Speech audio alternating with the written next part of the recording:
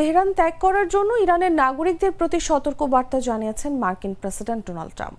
সোমবার সামাজিক যোগাযোগ মাধ্যম ট্রুথ সোশ্যালে দেওয়া এক পোস্টে তেহরানের বাসিন্দাদের প্রতি তিনি এমন সতর্ক বার্তা দেন। ট্রুথ সোশ্যালে দেওয়া ওই পোস্টে ট্রাম্প লেখেন, সবার দ্রুত তেহরান খালি করা উচিত। ইরানের চুক্তিতে সই করা উচিত ছিল। আমি করতে বলেছিলাম। মানুষের জীবনের এই অপচয় কি লজ্জার।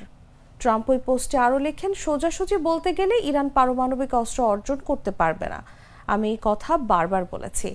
এর আগে ইরান ও ইসরায়েলের মধ্যে চলমান সংঘাত বন্ধে G7 জোটভুক্ত দেশগুলোর নেতাদের প্রস্তুত করা খসড়া বিবৃতিতে ট্রাম্প সই করবেন না বলে জানিয়েছিলেন বিষয়টির সঙ্গে সংশ্লিষ্ট একজন কর্মকর্তা। সোমবার কানাডার রকি পর্বতে আয়োজিত G7 সম্মেলনে ওই খসড়া বিবৃতি প্রস্তুত করেন জোটভুক্ত দেশগুলোর নেতারা। চলমান পরিস্থিতিতে ইসরায়েলের আত্মরক্ষার অধিকার রয়েছে বলে উল্লেখ করা হয়েছে ওই খসড়া বিবৃতিতে। এতে আরও বলা হয়, ইরান অবশ্যই পারমাণবিক অস্ত্র অর্জন করতে পারবে না।